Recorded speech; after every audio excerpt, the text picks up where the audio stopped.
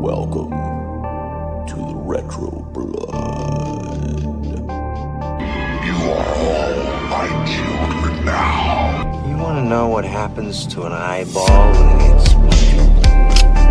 You got any idea how much blood jets out of a guy's neck? You've come back to us, Michael. Seekers, stop the rage. Not so fast, brown boy. We're gonna have some laughs.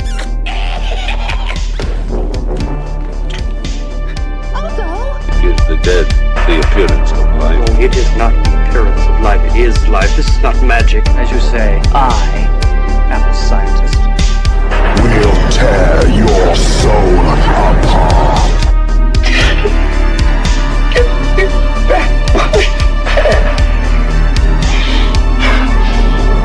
back my head! Don't be afraid. No. Be afraid. Be very afraid. Welcome back, everybody, to the Retro Blood as we continue our month-long discussion talking 1980s horror comedy. If y'all like bad PG jokes, if y'all like programs that copy like the monsters, and if y'all like hairy monster-looking creatures, and if y'all like a, hopefully the girl is 18, wandering around the house, trying to get away from a fish monster, then this is a review for you, brother. Because the Retro Blood is finally doing Saturday the 14th. J. Alison, James Kline, what's happening, Alison? How's your Sunday the 14th going? Man, it was good until I had to watch this thing. Come on, brother. Yeah, what? you say finally, like anybody's been waiting for us to do this movie. I don't know. Yeah, this was something else. I don't know. I don't even know what to say, but we're gonna talk about it, so we're going to. Well, we know last week we kind of warned people like horror comedy is not really like our wheelhouse, but we had to do it because there's so many horror comedy movies out there. You know, and it's different, it's different than a movie being a horror movie and it's trying to be serious, but it's funny. That's a different style of horror comedy. But this right here, this is like, we're trying to be funny and goofy, and like, this is just not made for us. Me and you, Alison, at least. No. I think the thing about it is, I respect horror comedies a lot, even though I don't like them, because they're hard to do. You know, they're hard to do right, as we will show you several times this month. They're very hard to do right. Yeah. But it has to have that element of a real horror movie, but it also has to be funny in some way. Like Evil Dead 2 is perfect. To me, is the perfect horror comedy, even though it's not really a horror comedy. It's just a funny horror movie. Army of Darkness is a good example as well. Mm-hmm. But it's just really hard to do well. Yeah. But I do respect people who make them. Yeah, like so what's weird about this one, which we'll probably talk a little bit more on the Who Booked This Shit. So this one wasn't trying to, the first one at least, wasn't trying to like go off the heels of Friday the 13th. No. It was just called Saturday the 14th. You know, because of the whole, superstition of Friday the 13th.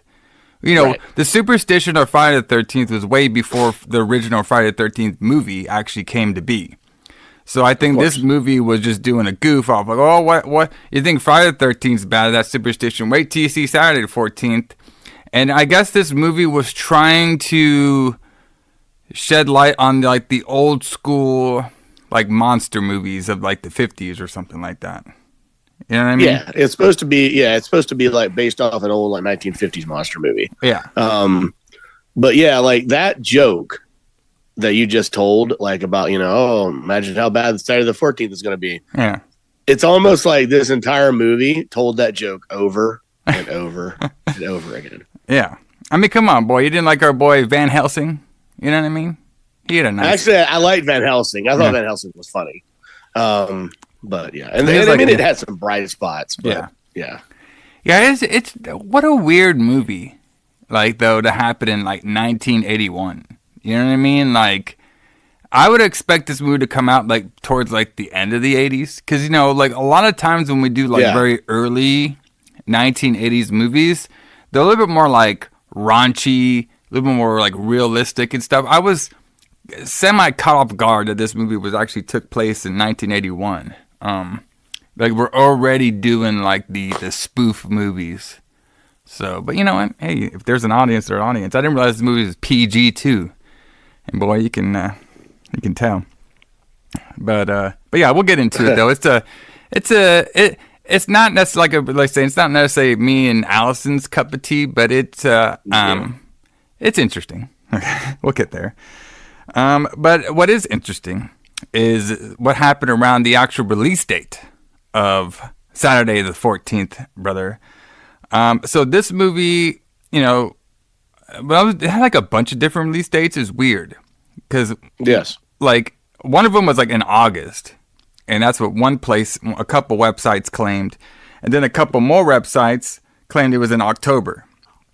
So I was just trying to go back and forth, but I found more websites that claimed it was in October than I did the August date. So we on the Retro Blood are going to go for the release date of October 30th, 1981. All right. And so, you know, we got something in the middle that's going to be very interesting to talk about. But in Shoot Life of 2024, a couple weeks ago, we actually had a passing of a wrestling star that me and Alison talk about all the time on this podcast. He's actually one of our favorite wrestlers that we actually talk about on this podcast. Yeah, we talk about him a lot.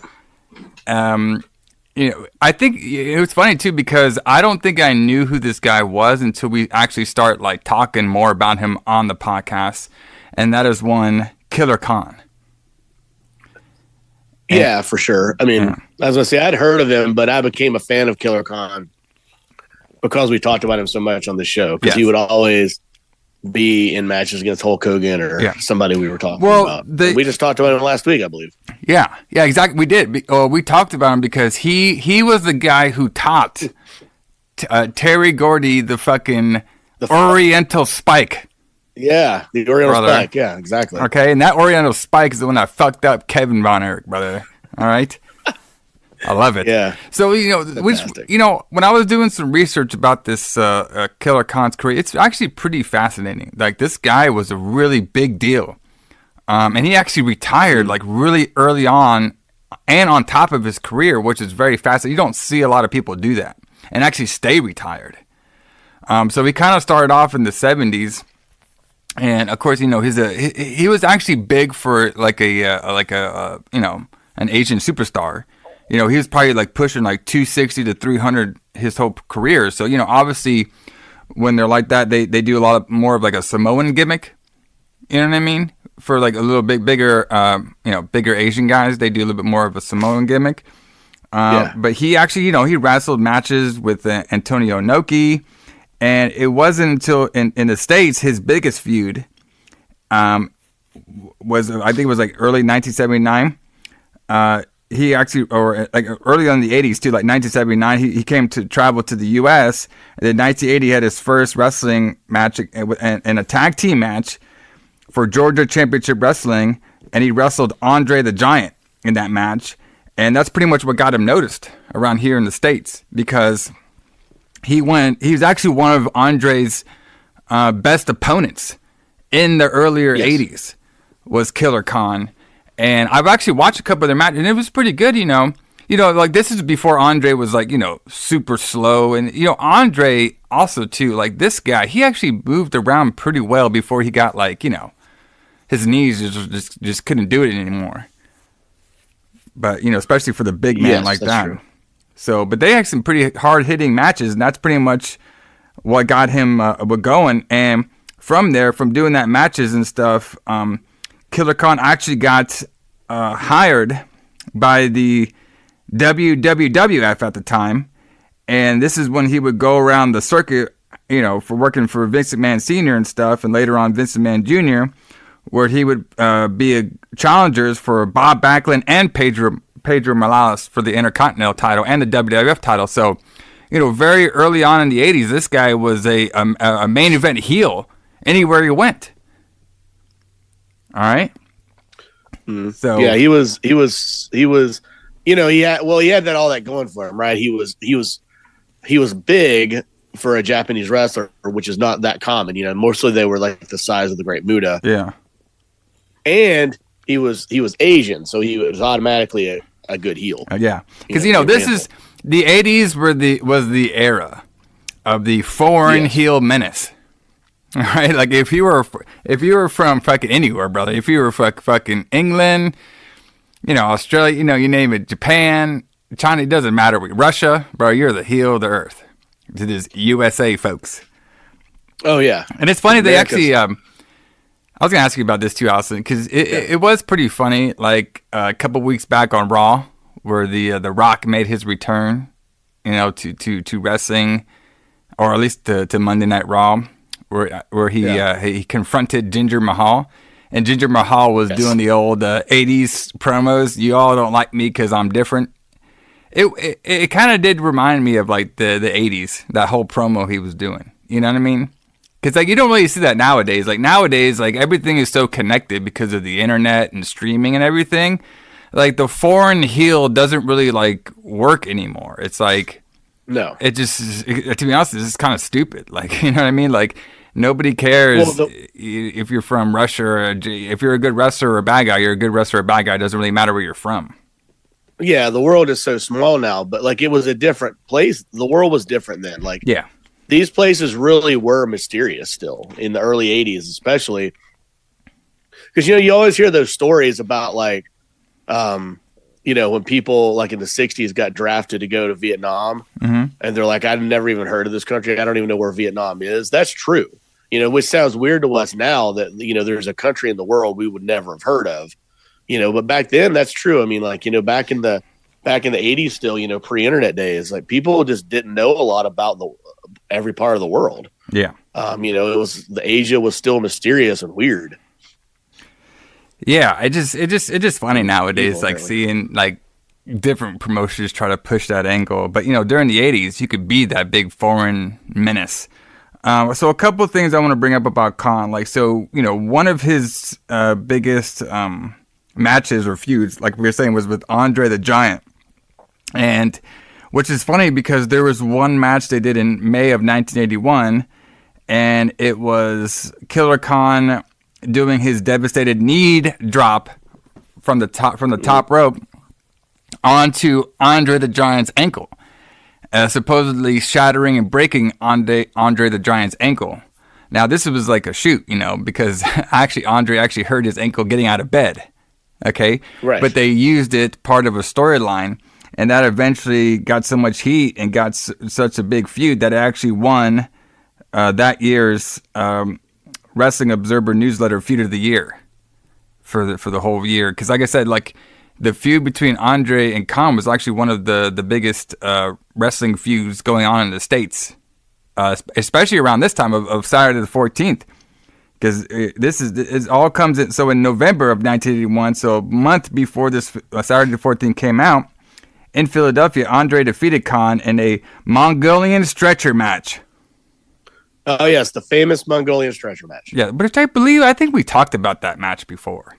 I believe so. Yeah. It was, stretcher matches out there, and, but you could probably get a big-ass stretcher to get Andre on that thing. So yeah, I was wondering how they actually did that, but yeah.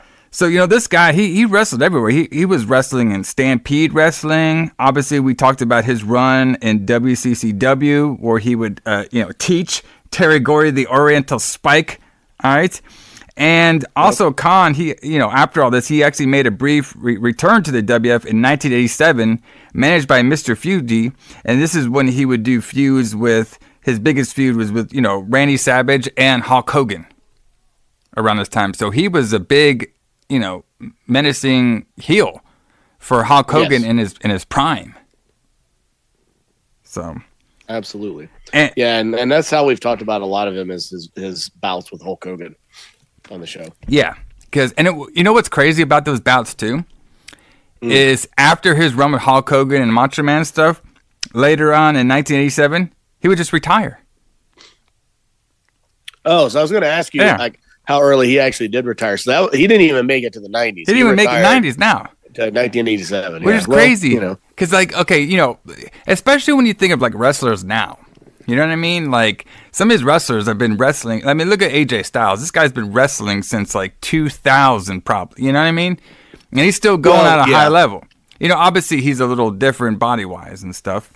But it's just crazy that somebody actually of the stature and the foreign menace and the big heel presence of Killer Khan would just opt to retire during his prime, because this guy is fighting the biggest star in wrestling at this time all over the world, Hulk Hogan, on the biggest wrestling show, the WWF, in the main event with Hulk Hogan, okay, for the championship, you know what I mean? And then a couple months later, he just retire fully from wrestling and open up a restaurant that he pretty much worked for the rest of his life until he actually passed away, which is pretty amazing. Because, he'd even, like, come back and make appearances and stuff. He would just stayed retired. Yeah, well, so in 1987 he turned 40. Yeah. So I could see how you could probably think, well, 40 is a good year to retire as a wrestler.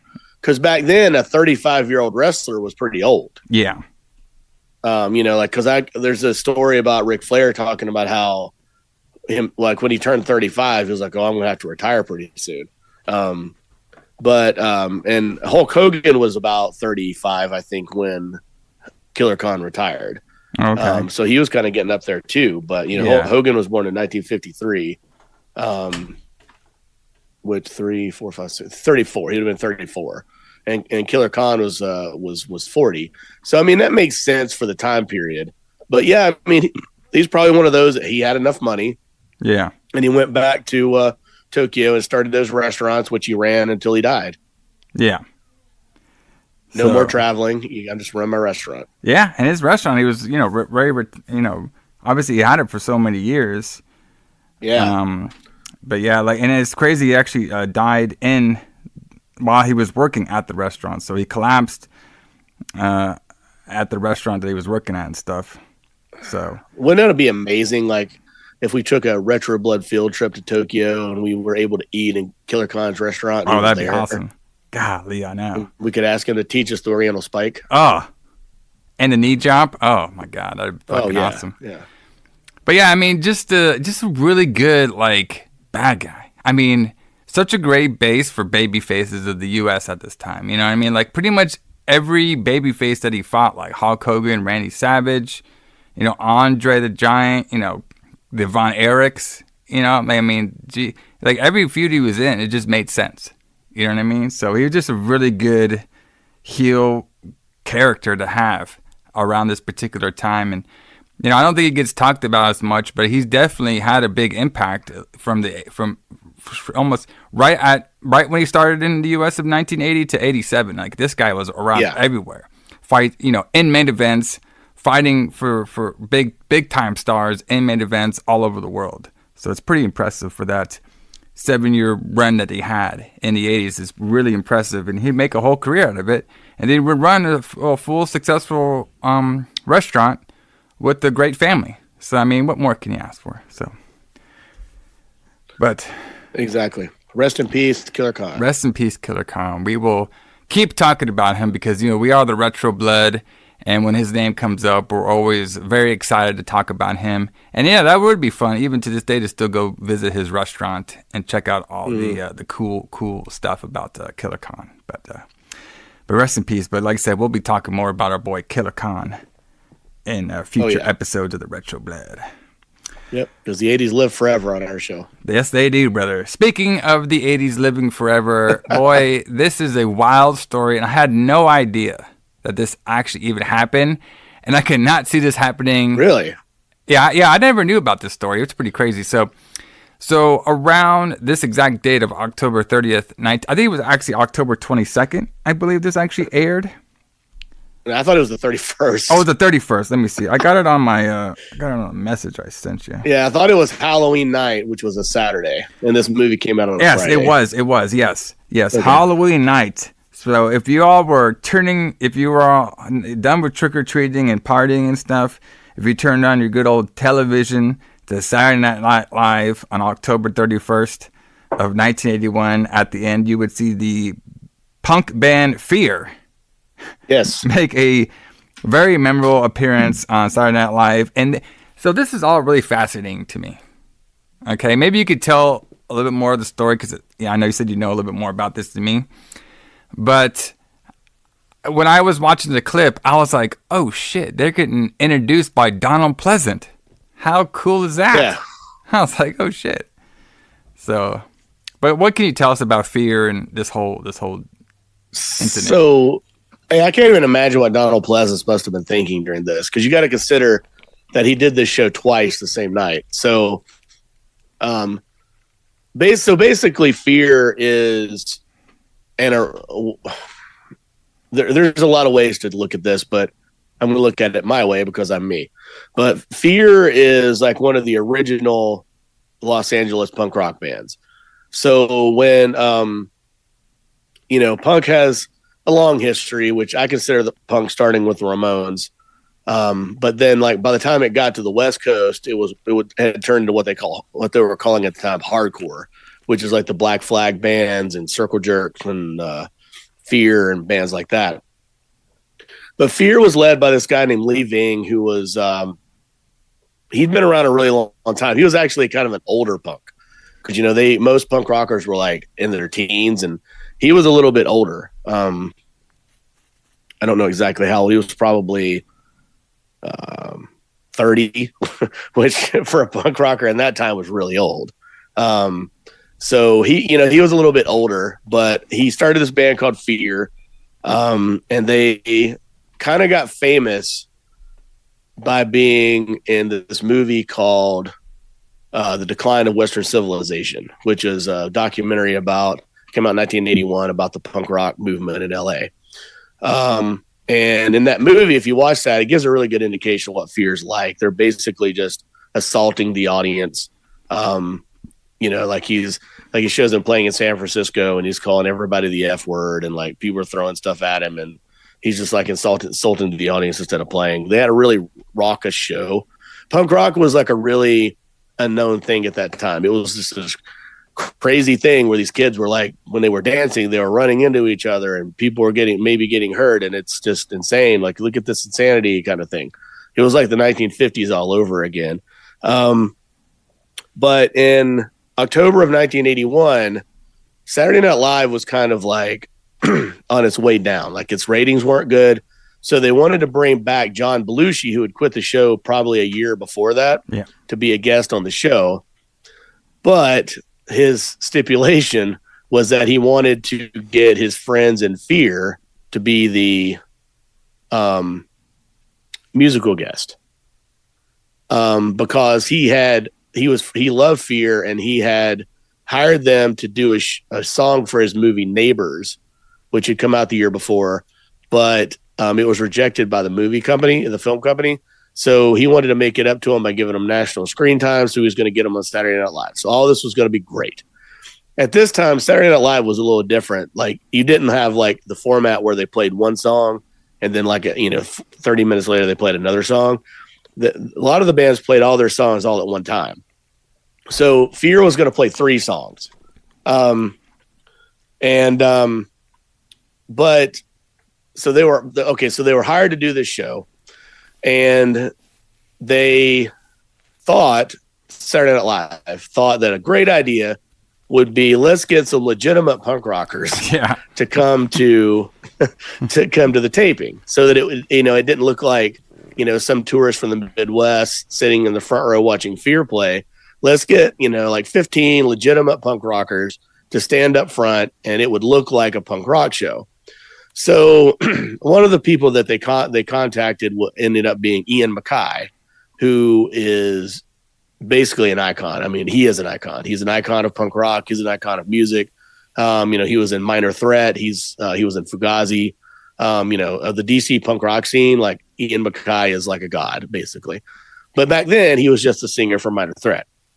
So they contacted him, and they said, hey, do you want to come up for the show? It's going to be on TV, and we need to get some people, we want to get some punk rockers to show up for the show. So he went up there, and a bunch of other people from DC went up there with him, apparently. And then a lot of like New York area punks went too, like John Joseph from the Cro-Mags was there. Tesco V from the Meat Men was there. And then just like regular punks that weren't in bands. So there were supposed to be 15 of them, but by the time they actually showed up, they said there was around 80. So there's like 80 kids showed up for the show. And then they had this, like, the way they had it set up at the time was they had the stage, the band was going to play, and then people were sitting like amphitheater style, like kind of far away, which I guess gave room for the cameras to move back and forth. But in the area where the cameras would be, they were going to have the punk rockers stand. So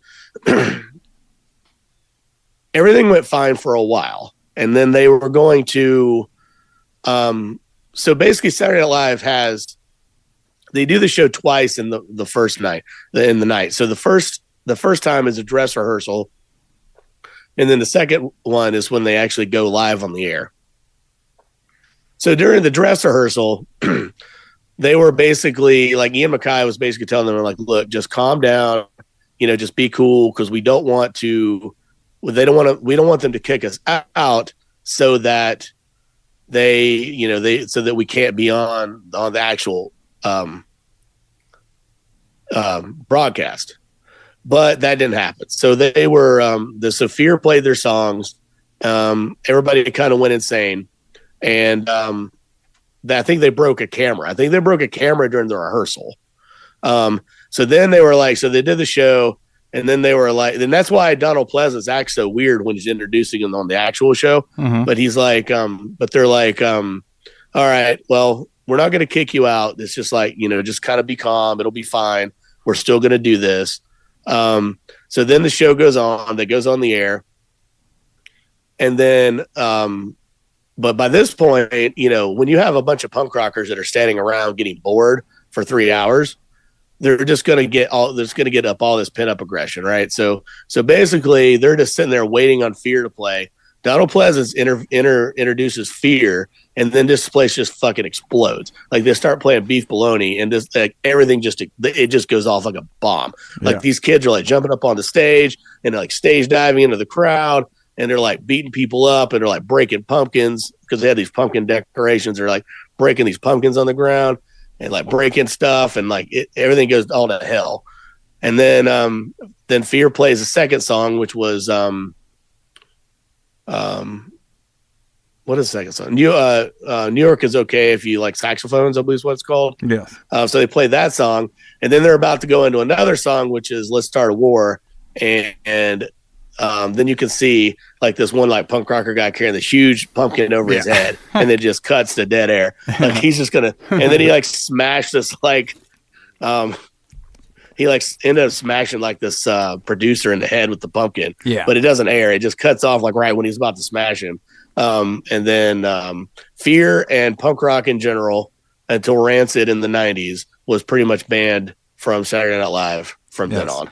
Because then they also wasn't there also like claims that they broke a bunch of studio equipment too, like, and it cost them like a lot of money. So so there is debate about that. So the real estimate is that they caused about $10,000 worth of damage, which is still a lot. Yeah. But the New York Post apparently called Lee Ving in his hotel room the next day and said, and this is from an interview with Lee. Yeah. So apparently, like, they called him the next day and said, we heard that you were on Saturday Night Live last night and your band caused $10,000 worth of damage. And he's like, what are you talking about? He's like, we're professionals. We caused $400,000 worth of damage. Yeah. And they just hung up. So they ran with like $200,000 is what the New York Post actually said. Yeah. But yeah. So apparently the reputation is they cost $200,000 worth of damage to Saturday Night Live, but by playing for their 3 songs, which lasted a total of less than 10 minutes. So this whole thing lasted less than 10 minutes, but it was like just chaos. Like, there's never been anything like that on Saturday Night Live. other than like the time Rage Against the Machine was on there. But other than that, like, yeah, it's pretty crazy to think about something like that happening and how crazy that must have been for people at the time, because punk rock was like this thing that, like, what is this? It's weird. Like, very underground, very new style underground stuff. Yeah. We talked about some of the punk rock scene around the early 80s and stuff. It's actually pretty wild. Like, it's a pretty, it's well respected now, but at the time it was pretty, that shit was really underground, very rage and everything. It was a wild scene, and it was very innovated scene as well too. So that's pretty cool. Yeah, it's a pretty wild story. But I was gonna say, if anybody does want to know more about the early 80s LA punk rock scene, Penelope Spheeris's movie Decline of Western Civilization is a really good start. It's a really good movie. It shows band performances, interviews with real punk rockers, and real bands and things like that. It's a very, very good. It's on Tubi, I believe, as well. There you go. Everybody all check it out. Well, of course, every time we come to this point in period, we'll talk about some crazy punk rock stuff. It's pretty fun. But switching gears to something not as intense. Not as fun. All right. Who booked this shit? Yes. Who booked this shit? Saturday the 14th. Just when you thought it was safe to look at the calendar again, brother. Okay. So this one was directed by a guy named Howard R. Conan, and it was actually produced by a girl that we actually done a couple of her movies before, Julie Corman. So Julie Corman, she actually produced a shit ton of movies, and the one that we've talked about here on the Retro Blood before was Chopping Mall. Yeah, she was Roger Corman's wife, right? Yes. Who's a famous film producer. Yes, exactly. Of low-budget movies. Yes, of low-budget, yep. So they done, when it comes to the horror realm, she's done, this movie, Chopping Mall, Sorority House Massacre 2, and, of course, her husband's done a bunch as well. And, a couple things. So this was actually, and I didn't realize at this time, but it kind of makes sense now. The husband and wife duo in this movie were actually husband and wife in real life. Paula, Prentiss, and Richard Benjamin. They were actually, husband and wife, playing husband and wife in this movie. The Richard guy, he's pretty interesting because he was actually in that original Westworld movie, which I thought that was pretty. Yeah, that's a pretty cool movie and stuff. I don't know about this one though. A little tough. I think part of the problem also is in my opinion, there's a huge miscasting in this. I don't think Richard Benjamin is right for this role. Yeah. And maybe I haven't seen him in the right stuff. I've seen him in mostly serious roles. Yes. And to me, it seemed like it was really hard for him to do the comedy thing. But maybe he's done more comedy than I know about. But when I was watching this, there's a lot of scenes where I was like, what if they had cast Chevy Chase in this role? If it was Chevy Chase and Beverly D'Angelo, like from the Vacation movies, instead of, Paula Prentiss and Richard Benjamin, some of this lines could have been delivered better, and the movie could have been funnier. Well, especially the scene where they're sitting around the dinner table near the end of the movie. Yeah. I was thinking, wow, Chevy Chase could have made this funny. Yeah. But they probably couldn't afford Chevy Chase at this point. So that's probably. Well, to give our boy Richard Benjamin the due, he did win a Emmy Award for Best Actor in a Comedy Series for his performance in this thing called He and She of 1968. Okay. So I guess he's had some comedy chops before. Yeah, I just don't think an award for it. Yeah, he did win an award. I just don't think it translated into this movie. Yeah. Well, also the script is terrible. Exactly. Yeah. So like we were kind of saying before, this movie wasn't supposed to be like a parody of Friday the 13th. Okay? No. I mean, I doubt it. If they made this movie in 1981, I doubt I guess they kind of were, like went off a little bit of the excess of the original Friday the 13th with the name. But they were mostly trying to, they were trying to spoof classic horror movies from the 30s and the 40s. It just, yes. It just didn't really work.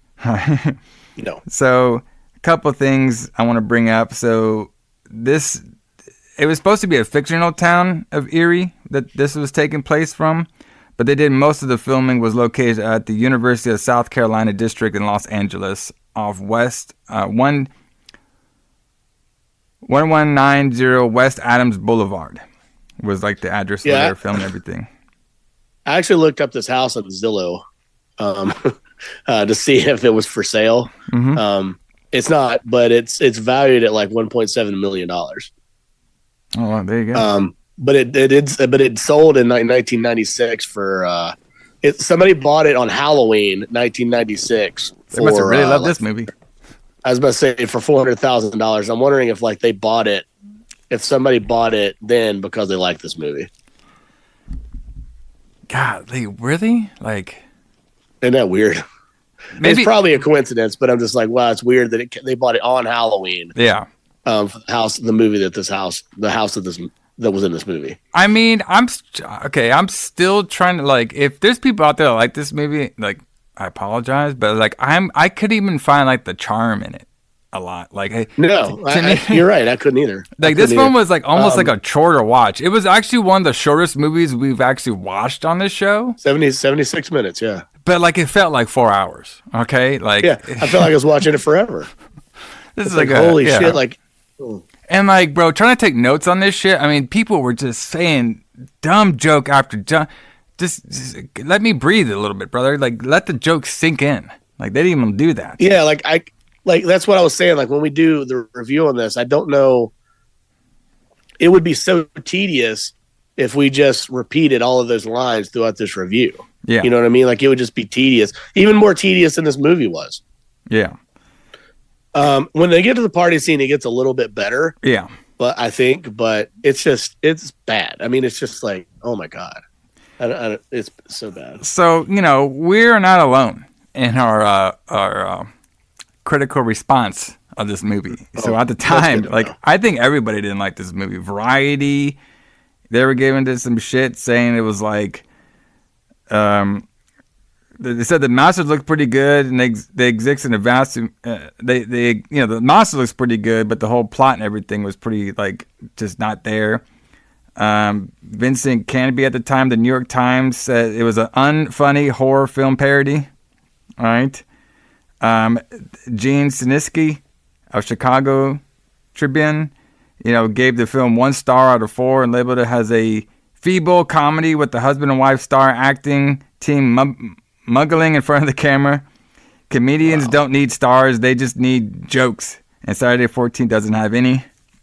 So, yeah, they're getting ripped They're getting ripped apart of all these places. Even Los Angeles Times wrote that it was not a laugh riot, but a silly spoof of horror movies who appeal probably will be limited to younger people who haven't been exposed to making fun of Dracula for as long as the rest of us. So, I mean, I guess, but I can't even imagine younger people liking this in 1981. Yeah, I don't know if I would have liked it either. Like, it was just so, like, not funny and then just so, like, goofy that it was just, like, it was even... that's the problem. Yeah. Sorry, go ahead. Well, I think another problem is, we talk about Scooby-Doo on here, you know what I mean? And, like, yes. Scooby-Doo is not, like, serious. It could be parody of horror stuff, but at least that has, like, a charm to it. I think the biggest thing with this particular movie, there was just no charm to the actual movie itself. Like, there was no, like, the characters were just so outrageous and just not taking anything serious at all that it just didn't have any charm to it. You know what I mean? Yeah, you're right. I mean, we talk about the Scooby-Doo formula in this a lot, but this was like, it's almost like the Scooby-Doo formula without the formula part. Yeah. Like there is that swerve at the end, but it's just like, I mean, I agree with that review. I mean, which I usually don't, but I mean, it looks good. I mean, the monsters look good. They look like, 1950s monsters. They're all wearing rubber suits, but I mean, that's what stuff looked like then. Jeffrey Tambor is great in everything he does. So him playing the vampire Voldemort was good. But it's just not funny. I mean, that's just the bottom line, is that it's just not funny. Yeah. The jokes are terrible. I don't know how this got greenlit. It's just not funny. Well, show's over, folks. But show's over, yes. But the Retro Blood is going to make this one funny because jump on board, everybody, because we are about to do the full review of Saturday the 14th.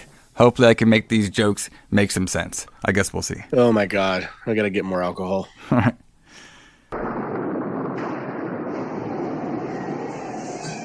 It gets bad on Friday the 13th, but it gets worse on Saturday the 14th. The Book of Evil! Evil? Evil? Richard Benjamin, Paula Prentiss. We've inherited a house with a curse. Oh, come on, Mary. You know you don't believe in curses. Well, somebody did the dishes, and we're the only ones in this house. An innocent family driven absolutely batty. Just when you thought it was safe to look at the calendar again comes Saturday the 14th. The year's #1 horror comedy spoof. God, look at all these owls. My name is John Hyatt, and I've got bats in my belfry. You know how many? We charge by the bat. Hold it right there, man. No, darling, keep it away. No, thank you very much. I'd like to take a look at her neck. Well, if you don't trust me after 311 years of marriage... When I leave this house, there will be nothing left here to be afraid of. Every shroud has a silver lining, so if you see every other chiller this year, you'll need Saturday the 14th. Oh, this must be your charming wife.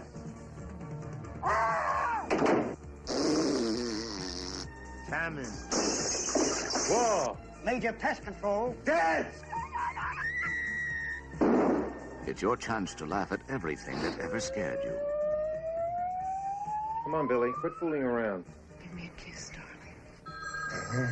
Oh, let me just see who that is. I'll be back for that kiss. Be sure to see it before sunrise. Saturday the 14th. All right. So we open it up. We see an animation open, which I always like seeing these little animation opens. I still think they look good. Yeah, this one looks pretty cool. Like this one, actually, this is probably like the coolest part of the movie was like this little animation open. Even though I still prefer the Night of the Demons animation open. That's probably my favorite one so far. So we get in there. We see these two vampire-like characters. One, like you were saying, was the guy Waldemar, played by Jeffrey Tambor. Yeah, he was pretty good in this one. Their big thing is they're trying to buy this old-looking, destroyed house from this realtor lady, and they're talking about how badly they need this house, and they wanted to make sure that this house had a bunch of kids going through it constantly. Ha ha ha! We're doing predator jokes to start off the fucking movie. I was like, okay. So I was like, all right, 1981, everybody. Yeah, I was gonna say that was decently funny when she's like, "Do you guys have children?" And Tambor's like, "As often as we can." Yes. So their big thing is they're trying to find a book. All right, the Book of Evil, and they're trying to find that book in the house. That's why they want the house. But the realtor lady says she can't sell the house because of what happened yesterday. Then we cut to a scene of there's this guy named Henry. And he died, and he was leaving his inheritance to everybody. And we had this old guy reading off the stuff that he left to everybody, and we're doing jokes. I think he actually did the whole tongue, blah, blah, whatever. What do you call that? That tongue deal where you just tongue them? I don't know. Tongue laugh. What? The thing where it's like. Bleh. Oh yeah, that thing. Yeah. Yeah, he does that. Yeah. Yeah, funny. Ha ha ha. Oh, funny, oh my God. Just take my money, brother. Okay, it's there. So the big thing is, we have the Hyatts, John and Mary. They're the ones that inherited Henry's house. Cause that's what everybody wanted at first was the house, but then the lawyer guy said, "Oh, by the way, it's cursed," and then he chokes out. Ha ha ha! Oh my God! Oh my God, so funny. Oh my God, please God, you're killing me over here. Okay, so now we're back at the house, and the vamps are still trying to take the house, and then the couple shows up.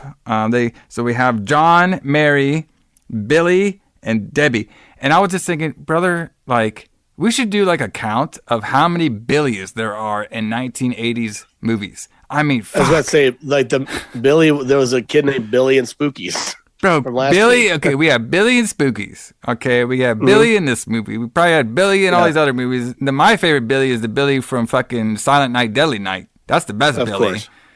But fuck, bro, every kid is known as Billy.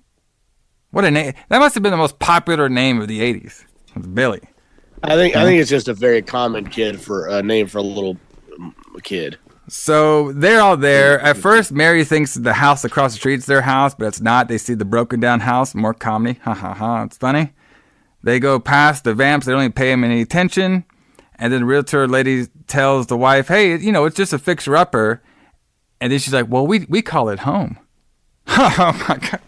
Oh, my God. Oh, my God. You guys are killing me, man. Oh, my God. It's so funny. Okay.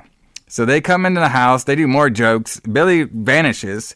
They said that he's used to vanishing because he's the one that hide at Disneyland. Bro, I'm talking about like this is we already started off the movie, man, and they've done like 1,000 jokes. Can we let some stuff simmer? Okay? Yeah, it's just like every line is just as a dumb joke. But they say he hid inside Dumbo or something. Yeah, Dumbo, some stupid shit like that. So Debbie walks around and she gets scared, okay? By seeing there's like this painting on the wall that looks at her and stuff, so we could tell that the house is supposed to be like haunted and stuff. And she gets scared. Go ahead.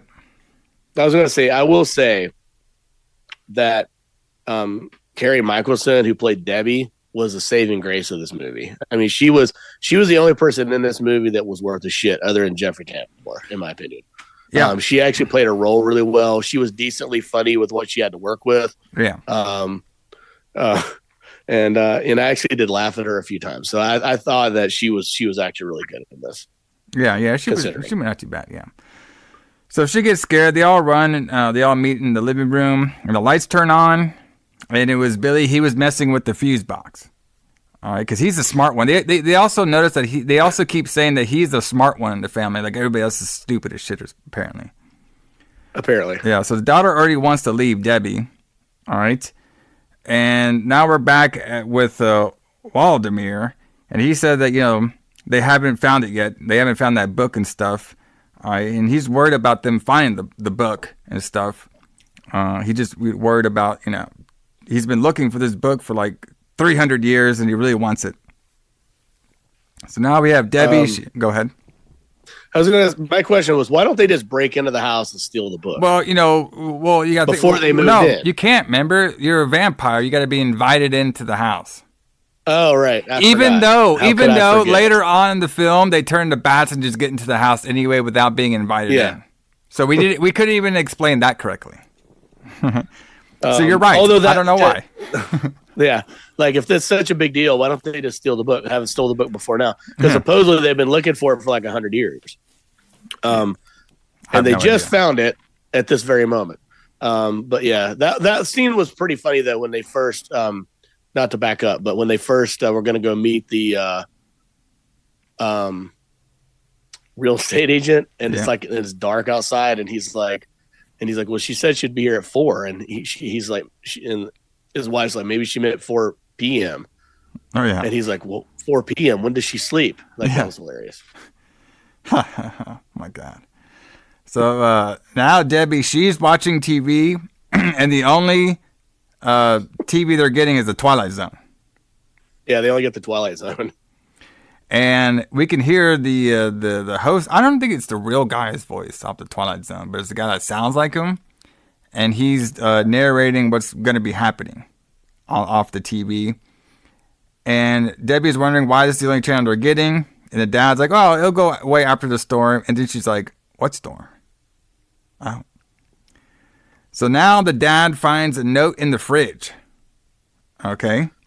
Yes. And we have Mary, she's cleaning the skulls. Oh my God, so funny. Oh my God, it's so funny. So the dad gets a note, John does, saying, "Don't open the book," from Uncle Henry. And he's like, "Book? What book? I don't see no book." And of course, then we cut to Billy. He's opening the book. And the book is, check this clever line out. It's the book of evil. All right. "Whoever shall open this book will release evil onto this world." All right. Go ahead. I actually thought that was pretty funny. But because like you don't read that until you've actually already opened it. Yeah, exactly. But anyway, yeah, but I thought that was actually pretty funny. But yeah, he's reading the Book of Evil. Yes. Not the Necronomicon. No, the Book of Evil, brother. No, the Book of Evil. So Mary, the wife, thinks it's like, well, maybe it's a cookbook. And he's all like, why would it be a cookbook? It's like, well, because, I get really sensitive about my apple turnover recipe. Oh, my God. They're killing me here, brother. They're killing me. It's so sad. It's so sad. Like they thought that was a good joke. All right, so part of the book, once you get to page number 2 of the book, okay, it says, it gets bad on Friday the 13th. It gets worse on Saturday the 14th. Oh, okay. And then Billy keeps turning over the page, and every time he turns the page, we see some 80s lightning, and we have the demons getting out of the book. Like they come alive from the book every time he turns the page. All right. And at first I thought they were doing all like the universal monsters, like the Swamp Thing, Bigfoot and stuff, but a couple of them looked a little different. One of them did look like Bigfoot, though. Wait, the universal monsters, the Swamp Thing, and Bigfoot? No, I said at first I thought they were just going to do all universal monsters, like like the Dracula, Frankenstein, Wolfman, and stuff. But then I noticed, like, oh wait a minute, there's Bigfoot in there, so they're doing more than just universal monsters. And there was one monster with like, it had the I can't place it where I seen it. It kind of looked like a Teletubby. With the eyes, it's all hairy with the eyes. I like that one. That was like the main one that was messing with Billy. Yeah. And then I think they've done that design before with different shows and stuff. So it looked pretty cool. I mean, they probably took that from some old show or movie in this movie. So now the realtor lady, she's back. She's like, well, they spent a whole day there. They're probably ready to sell. And I'm like, it's at night. They haven't even been there the whole day. Yeah. So she's walking around. She sees a bunch of lightning, and then she gets scared by the Bigfoot, and she screams. And then we see the only blood that we see in this movie at all is on her purse. So these monsters didn't kill PG, anybody, but they killed the realtor lady. That's the only person they killed in this whole fucking movie. PG, brother. PG, brother. Yeah, PG, come on. I'm surprised we even got that. So now the couple, they hear the screaming, all right, John and Mary do, and they think it's just owls. And she's like, well, let me go check. And then she's like, oh, yeah, it is an owl. So good, right? So good. I mean, come on, brother. I mean, just what? The comedy of the year. Gold, man. All right, of the year. So now there's that demon guy that we were talking about with the eyes and shit. He's like out there torturing Billy, or like Billy screams and stuff. Dad comes in there, like he gets up and then he knocks his wife out because it's comedy. And then he walks around saying, "Oh, hey, there's no monsters in here. Monsters are not real." Of course, the monster's right behind him. All right, there's no monsters in here at all. And then he goes back to sleep. Hey, did you know he just thought it was a monster? How funny is that? Ha ha ha. And then he tries to go kiss his wife, and his wife's not there. All right. And then he starts complaining about the owls again. And eventually he runs into his wife upstairs, and we can see that the wife has now been bitten by the vampire. So now the two-eyed demon, that's why I called him, he's now fighting Billy and stuff. And Billy eventually just throws the book at his ass, and he falls out the window, and it crashes, and then they all think it's owls still. And then the vamp guy, Valdemir, he sees all that, and he looks shocked, and he's like, oh, crap, they found it. They found the book. It's not fair. And then the wife's like, well, what's wrong? Like, you're here, you found it now. It's like, well, I've been searching this book for 300 years, And that's not the point. Whoever controls the book controls the world. Oh, okay. Yes. So we're waiting on this. Well, okay. Well, we won't talk about this now. Sorry I brought this up. We'll talk about it later. So the family's all eating the breakfast right now, and they were talking about, well, who did the dishes last night? And they couldn't figure out who did dishes at all. Wife might think it was some elves. All right. Ha ha ha. Oh my God. So, okay, let's stop for a second. So the monsters are doing the dishes and cleaning up the house. Yeah. Well, we have one clean. We have a clean monster. I guess so. Are you saying you can't have an OCD monster? I guess you could. I mean, come on, 2023, I guess that'd be a thing. Yeah. But, like, I could see, like, okay, so there's a part where they clean up Billy's room, too. And I could see, okay, they cleaned up Billy's room. Well, that was the mom that cleaned it up. Look. No. Well, she said she put away some clothes. Yeah, but that was supposed to be a joke. Oh, sorry. Yeah. Sorry. The joke is like when moms say they clean up your room, they just put a couple of shirts, they actually go there and deep clean. That's like a joke for parents and shit. Sorry, I didn't catch the joke in that. and oh my God. Holy fuck. All right, let's go. Let's continue on. Come on, brother, get your jokes correct, okay? We need it. Oh my God. Holy shit. Okay. So they see Debbie and stuff. She walks in the kitchen and like, hey, did you do the dishes? Like, no, I didn't do the dishes. And she still wants to leave. Debbie did. And then they think it's Billy. And then Debbie's like, can't be fucking Billy. You seen Billy? He can't even do any of this shit. And then she pulls out a giant glove. Funny. So now Billy, he's talking to Debbie and stuff. And there's more Twilight Zone narration in the back. Okay, so Mary needs to make she thinks if she puts up curtains around the house will be more quiet. Okay, and then Dad's like, hey, somebody broke the window, and then they're gonna go out and get some curtains and fix the window, and they tell the kids, don't wreck the house. Don't wreck the house. All right. So they're leaving, and then this is when we meet the cop. He is like rushing to get somewhere because he heard some crazy noises last night and it was supposed to be funny. So this part was weird for a minute. So, okay, how old is this Debbie girl supposed to be in this film? All right, so let's talk about this because so you have to consider that it's like a different time. Yes. Right? So now we're not as back in 1981. We are not as what the kids on Reddit call wholesome as we are now. Yeah. So Debbie is a teenager. There's no doubt about that. She's probably 15, 16 years old, right? The actual actress playing her is 20 years old in this movie. There you go.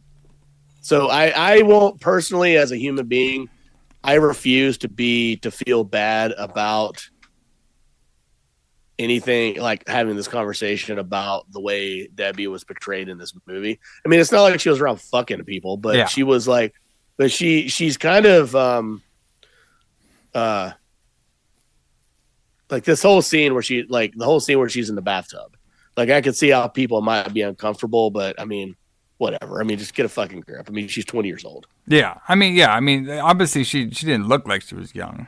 I was just trying to see how old she was being portrayed in this film. Yeah, I think she's supposed to be like 16 years old. But the reason they were doing this scene was just for the gag of it. So, obviously she's about to take a bath and there's something in the water. It looks like a little fin. She gets a phone call. She's starting to address a little bit and she gets a phone call. It's a telephone company saying they're going to have the phones down for an hour. And she's wondering why they're telling her this. And then she goes back to the bathtub. I was wondering that too. Like, is that a thing that used to happen? I guess. Like the phone company would call you and tell your phone was going to be down for an hour? So she gets into the bathtub, right? She's taking a whole bath and everything. And at first, they were going to do the whole, Freddy Krueger deal, even though this is made before then. And she gets scared by a rubber duck. All right? And then you think everything's okay, and then the fish man comes out of the bathtub to scare our girl Debbie. And it's supposed to be like the creature from the Black Lagoon looking. Yeah. But this is not a fish. Universal movie, so they couldn't get the rights to that. Exactly. So she freaks out. She runs around the house and stuff. And apparently, like, there was like a translation that the monster was doing, saying, "Excuse me, miss, have you seen this very large book?" I guess he was saying that in fish. I guess so. All right. One thing that before we move on, I wanted to comment on to see what you thought about this as far as a filmmaking thing goes. So when she gets scared by the duck and then again by the fake creature from the Black Lagoon, so she's like in the tub, right? She's in the tub with no clothes on, which is what you would be if you were in a tub. And then like the bubbles from her bubble bath are like covering up her boobs. But she jumps up and they're still covered with soap bubbles. I find that amazing. I have no idea how they did that in this movie. Well, how many times they had to do it to where they didn't fall off. Maybe they had a bubble soap bra or something. Maybe they did. But it's pretty amazing that like, I don't know how they would do that so many times. They have to do it so many times before they got it to where it didn't fall off. Yeah. But yeah, I just thought that was amazing filmmaking. There you go, my brother. positive review of this movie. It's all illusion, man. All right. It's all about the edit. All right, so she gets up there crying for Billy. All right, she says there's a giant fish in the bathtub. All right, and Billy's like, "Well, what do you want me to do?" He's like, "Well, you're the smart one." He's like, "Well, what do you want me to do? Boil it?" So so they see it, right? And she's like, "Hey, can you keep it busy?" And she's like, "Well, what am I supposed to do? Bring out my Monopoly set?" Fuck, bro. God. Okay, can we just keep it for one joke at a time? All right, please. So Billy runs upstairs, and then Debbie distracts. She's doing all this in a towel, by the way. She's not just bubbled naked the whole time. She's in a towel. She is in a towel at this point, yes. And she's roaming her way, and she's running away. And then Billy tries the TV, but the phone's down. Debbie's screaming. She's still getting followed by the fish. And that cop guy from earlier, he hears the screams happening. So he gets inside the house. He sees the fish man. And he shoots the fish man 6 times. 6 times. Even in the head. But of course, the fish man does not go down. And then after this, Debbie passes out. And the fish man drags the cop away. Now we have Billy. And he needs Debbie's help, all right, to find the book because he lost the book. Because remember, the book was supposed to be in his room, but like you said earlier, Alison, the mom cleaned up the whole room, so now the book is missing. Okay? Yes. And he hears the parents coming home, so he puts Debbie back in the bathtub, even though she almost drowned. And he puts her back on there, and he turns on the Twilight Zone. And he's doing this because he thinks that if the parents... Billy feels like this is all his fault because he's the one that opened the book, so he doesn't want to get blamed for it, so that's why he's covering his tracks now. And the parents come home, they all ask where Debbie is. Mom wakes up Debbie, she's freaking out, she just said she had a crazy dream, so she all thinks it's a dream. And of course, Billy, he's trying to find this book still. And then, of course, we get more Twilight Zone stuff from the phone on there. And then Mary tells... Debbie's wondering, like, why do we still keep getting only the Twilight Zone? And then her explanation was, well, when I grew up, the only thing I would watch was I Love Lucy. Oh, okay. Gotcha. So that must be why. Gotcha. That makes sense.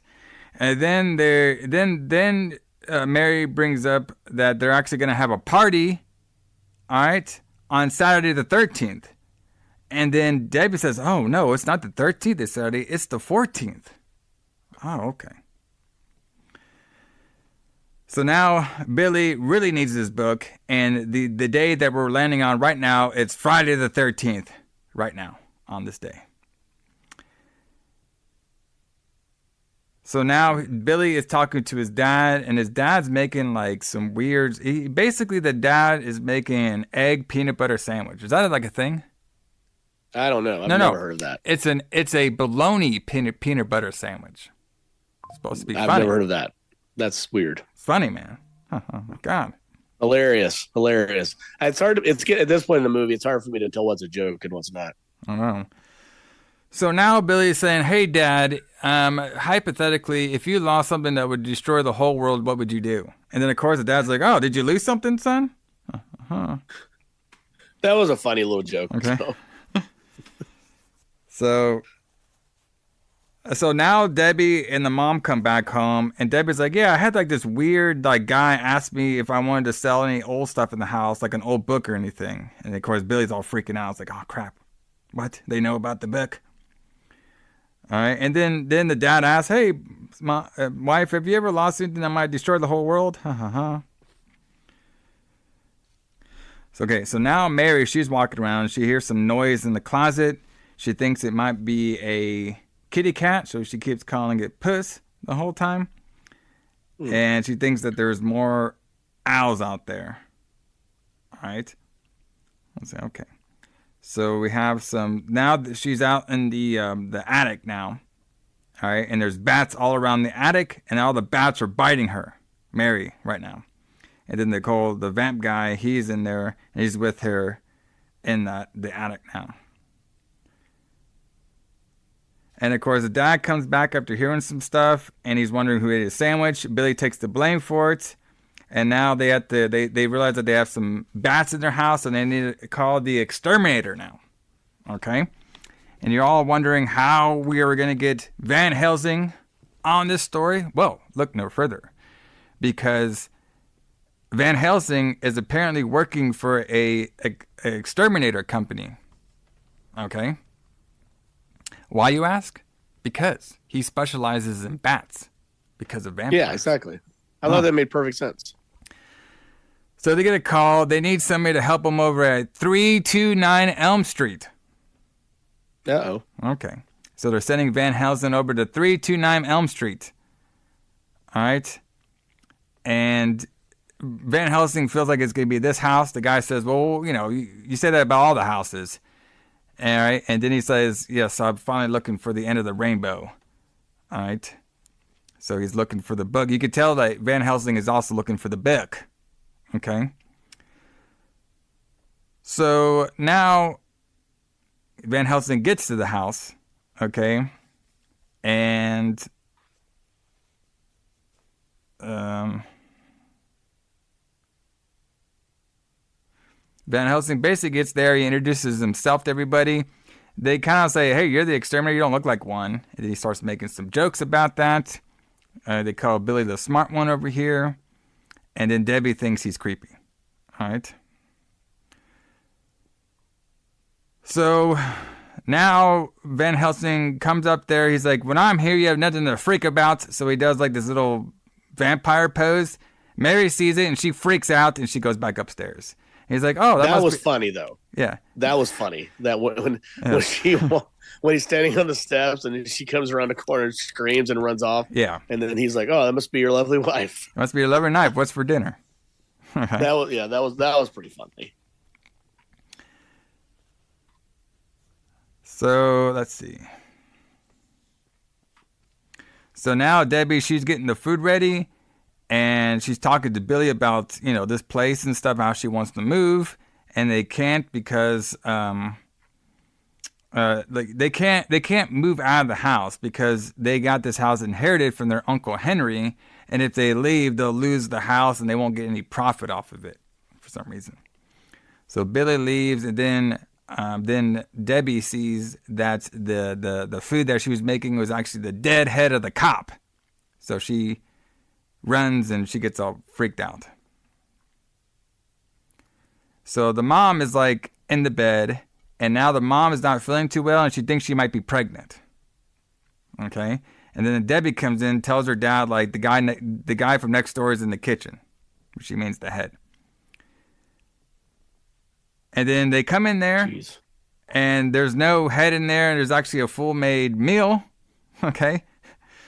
All right? And then the head, it was just like hanging around. All right? So somebody's messing with them. And now they're eating food now, and Mary, she won't eat garlic. Vampire funny stuff. She won't eat garlic. Vampire jokes. And of course, John, he makes a pregnant joke. Oh, she's just going to eat pickles and ice creams. And then they start talking about if she's pregnant or not. And then Van Helsing kind of figures it out, saying, I've seen this activity before. And I was like, I need to know where the book is. Have you all found the book? All right. He's like, I've been following this book for many years. And I need to know where it's gone. The dad's confused. He's saying, the book of what? Evil? All right. He's like, how does this make sense? And then the lights are all out now. And the Van Helsing is saying, all the evil in this one book. All right. And, he's basically saying all this evil is in one book. And a lot of the bad stuff is going to be happening pretty soon on Saturday the 14th. So a lot of the fame is like, oh, maybe we should sell the house and get out of here now. And they just thought, and then Van Helsing is like, no, still have your party. Still, we can use this for our advantage. We can use all this positive energy of all these people coming over to tame these monsters in the book. Okay. He was just like, just let me prepare around the house. Okay. I was like, okay. And he told Billy, this is like Alison trying to demand people stuff. You will find that book, brother. Okay. Wow. Read all the books, man. So they all sleep. Mary, she's getting away. She hears a voice. It's the Valdemir trying to get her to find the book. Apparently, she found the book. It flashes her, and she goes away. She's like, and the guy's like, oh, okay, well, I'll find another way. Fantastic. Let's see. So the vampire couple are now arguing. The vamp girl thinks that Valdemir likes the girl now. All right. And he's like, no, I'm just trying to do this, trying to find the book. That's why I've been doing this whole stuff. So they start arguing back and forth. And apparently he kind of cheated on her 30 years ago or something, 300 years ago in London or something. They start bitching about that back and forth to each other. And they turn into bats and they get inside the house. All right. So they didn't even need to be invited in. No. That was a pretty cool little stop motion animation scene, though. The bats flying into the house. That was kind of cool. Yes. So now we have Debbie. She's awake. All right. And then she's going to the bathroom. All right. And once she gets to the bathroom, she also sees that there's a wolf creature monster in there. All right. Well, I guess she gets she goes to the bathroom, but she gets summoned to the kitchen somehow. And this is when she sees a scene of like all these monsters eating stuff and one of them trying to clean. It's supposed to be funny. I guess it's hard for me to tell at this point in the movie what's supposed to be funny and what's not.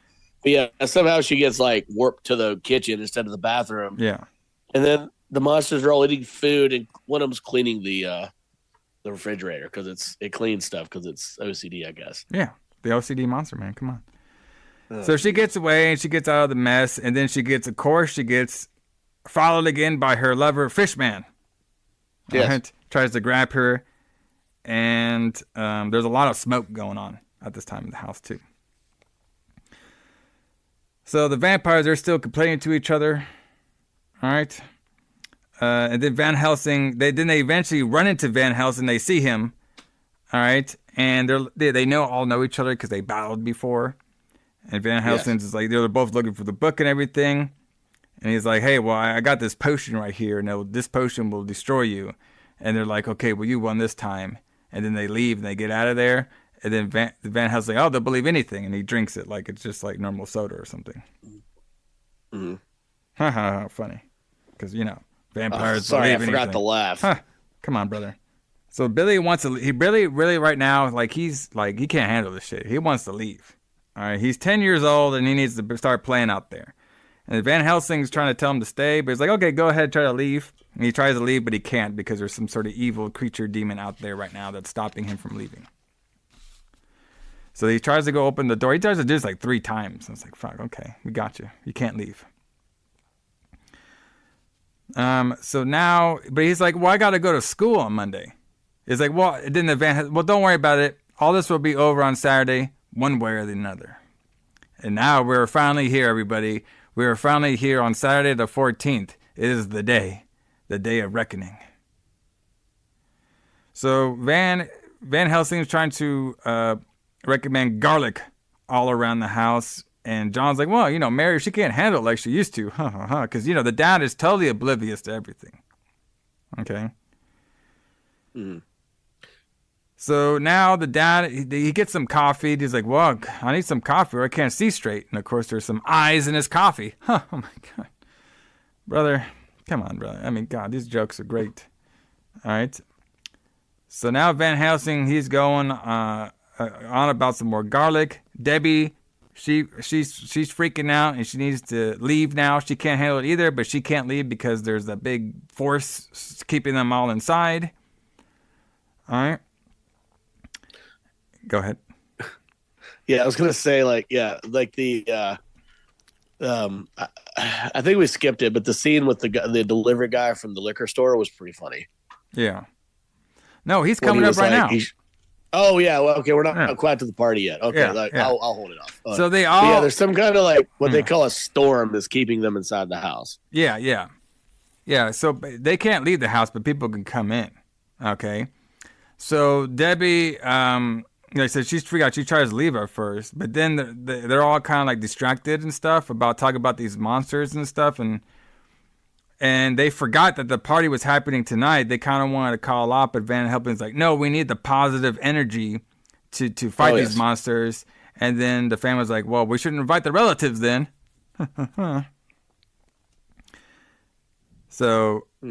Debbie now tries to call on the phone. The phone's busy, and the phone was making some jokes or something.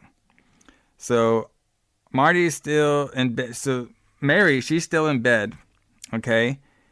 And she has dirt on her now, okay, because she's turning into a vampire. And she tells John that she just spilled a flower pot on her.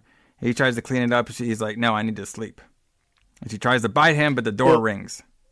Yeah, it's in the bed. Yeah, it's all in the bed. Yeah. So she's sleeping in dirt on the earth in the bed in dirt. Yeah, because she spilled a flower pot. Is what she told in the bed. So when the door rings, this is when we get the liquor store guy. Okay, because he's there to deliver the food for tonight. And at first, Van Helsing opens the door and he's like, "Hey, liquor store." He's like, "No, this is a private residence." And he shuts the door. Very funny. And then he opens up the door. He's like, no, I'm the guy from the liquor store. He's like, okay, yeah, drop it and come bring it in here. My knees are not what they used to be.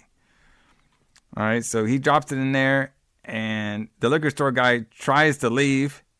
All right, and he can't leave now, and none of them can leave now because you can get in, but you can't leave.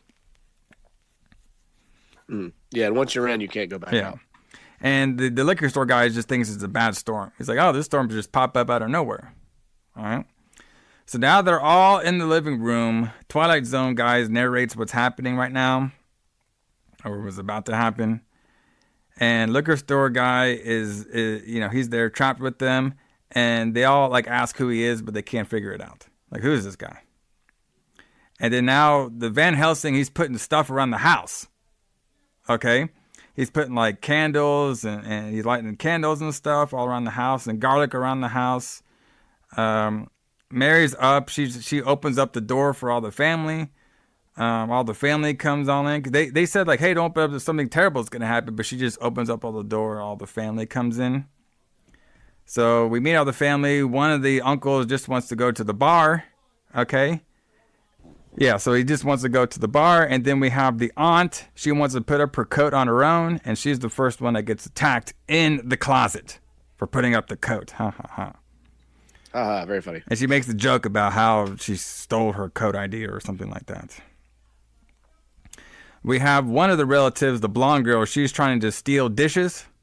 Okay. And then we have another guest that comes, and she's the wife of the cop who was next door. And the funny gag about this one is everybody was bringing everybody an electric can opener. So I guess for I don't get this joke at all. Well, it's a housewarming gift. It's funny, Alison. Oh my God, it's so bad. Well, I'm going to get you an electric can opener then. Well, I mean, I could actually probably use that, to be honest with you. But I'm just saying that, in this movie, they kept bringing this can opener up, and I'm like, oh my fucking God, is this really a joke we're going to watch over and over again? Yeah. And of course, now the dad, he brings out some ice. He's like, hey, I think this ice is old because there's like cobwebs on it.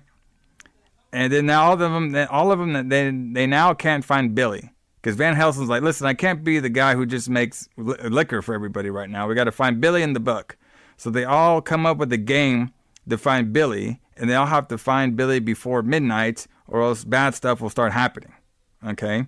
And then they all come up with the plan with help everybody in the house find Billy, and he said whoever finds Billy first will win the electric can opener, and they all are happy about that.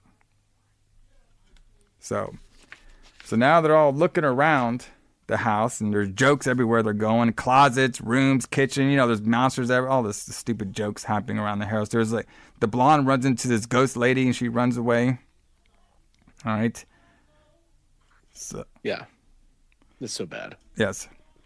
And so now the wife, Mary, she is looking around. So the blonde girl who got scared by the ghostly lady, she is now wandering around, and she goes into his room to hide, and she trips, and then she sees this hairy monster, and now she's gone. I guess we had 2 kills in this movie. She was one of them. So let's see. So now she can't find. Okay, so. Now Van Helsing's like, we only have like about 1 minute left or stuff is going to get terrible. And then they hear something. It's like, okay, maybe less than 1 minute. Things will get terrible. That line was actually kind of clever. And they all think they're doomed. They hear the doorbell ring. Lights are going off and stuff. And then eventually the vampires show up. Okay. And they bring Billy, and Billy has the books. And then we see all the monsters congregate in one room. And now the vampires told us something that was a swerve, I guess, saying Van Helsing's actually the biggest monster here. He's the one that wants to unleash these monsters onto everybody. And we're only here to get the book to get it away from him. Okay? So apparently Billy has... Swerve. Billy now has floating power. Okay? And... by doing this floating power, now we're having a battle of the faces or facial expressions between Van Helsing and the vampire, which was totally lame. Yeah, and Billy's now dressed like a vampire for some reason. Well, he's hanging out with the vampire crew. Come on now. Well, of course. So we have some 80s lightning going off in hand and stuff, facing off each other. They're playing mind games and faces on each other. And eventually, the Van Helsing overtakes them. The monsters are attacking everybody. We have some more 80s effects that happened. And then eventually, it's up to Van Helsing and Billy. And Van Helsing was telling the monsters, help me and I'll let you all free. You want to be staying in the book. So Billy comes over there, and now he's attacking Van Helsing with the book. Because he's all like, hey, like the if I hit people with this book, like he did to the monster at the beginning, that's what he's doing to Van Helsing. So he hits Van Helsing, he throws the book onto Van Helsing. And I guess when you throw the book at somebody or the creatures, they all get sucked back into the book. Okay. So that's what happened. So he threw the book at Van Helsing, all the demons get sucked back into the book. All right. Everybody is all happy. They still don't know who the liquor store guy is. Liquor store guy leaves, says it was a great party. Their dog is back, even though we didn't get introduced to a dog at all in this movie. Okay. I was confused about that as well. Yes. I was like, it was supposed to be there's never funny. been a dog in this entire movie, but now the dog is back. Yes. So now the vamp guy, what's his name? Waldemar. He thought destroying the book. He said he thought destroying the book would release the monsters, but it was the opposite. It was keeping the book will keep the monsters in. So he says, he's like, the family has done enough and they struggled enough. So now they're going to be living in a nice house. So now the house turns into the house that looks like across the street. And then we end Saturday the 14th. What a cinematic classic, brother. I don't think I've ever watched this movie again, to be honest with you. No. And I think that I particularly did not like it because I expected it to be better. Yeah. Because I think I said last week that I didn't know that if I'd ever seen this movie before. I've never seen this before. Yeah. There's no way I would ever forget this. If I had seen this before, we would not be doing this on the show. I would have refused to watch it. Well, there is there is another swerve I wanted to tell you about that I think we should do. I'm afraid I know what you're going to say. We have to, man. Like, we got to get it out of the way. Okay? Please, God, no. So I know next week we were supposed to do like what, munchies or something like that. Yeah, we might have to skip it, save it for a later date, because did you know, Alison, that this movie has a sequel? Fuck, I hate you. I fucking hate you. I found that out. I was shocked. Me too. That this movie got a fucking sequel. You got to be fucking kidding me! Like fucking 7 years later. I did. Okay, it's either 6 or 7 years later. This shit came back. Yeah, it was directed and written by the same person. I was like, no, which is not a good sign. So they're gonna try it again, brother. It's called Saturday the 14th Strikes Back. And yes, oh my God! Listen, there's no way on ever that we're gonna be doing that movie unless we're gonna do it next week. Okay. So you're right. I say we do it next week. We get it out of the way. We do the sequel to an already horrible movie. It could be better. I don't know. I've never seen it. I have no idea. But it looks goofy. It can't be worse. I saw the trailer. It looks just as worst. But we'll see. We'll see, brother, because that's the one we're doing next week on the Retro Blood. Saturday the 14th Strikes Back. All right. So we're going to call it in the ring. Instead of doing munchies, we're going to do Saturday the 14th Strikes Back instead. Yes. And then on that episode, we will tell you what the finale of this month is going to be, which that movie should be pretty fun to talk about. So. Which is actually a good movie. So, yes. Yeah, if you've made it this far, you'll get a good movie by the end of the month, I promise. Yes. But, yeah, just very... this movie was just very interesting for the time period. Like, I didn't really expect something like this to come out in 1981. I could kind of see why, because we're trying to. I think it was trying to be like a wholesome family movie, but it wasn't that good. No, it wasn't good at all. Yes, this was bad. But hey, you never know, brother. Strikes Back, Saturday the 14th. Let's see what it got. Maybe we'll be surprised. We never know. We'll see what happens. So, but everybody, thanks for joining us here on the Retro Blood. Be sure to like the Facebook, Instagram, YouTube page. We're going to be showing some more love on there. I post all the episodes, all the hints about all the episodes on there too. The YouTube page, I'm putting little shorts videos on there. Of course, you can listen to full episodes of the show on there as well too. I'm pretty sure we'll start doing some more video stuff, so that'd be pretty fun.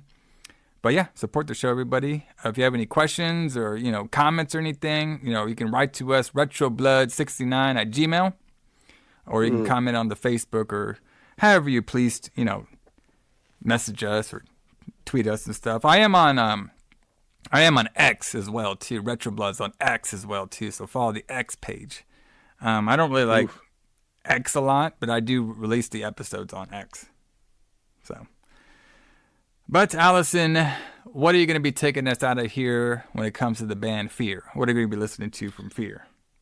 Well, with Fear, we might as well play one of the songs that they played that night, that fateful night on Saturday Night Live. So let's play Let's Start a War. Let's Start a War, brother. Because, our boy Van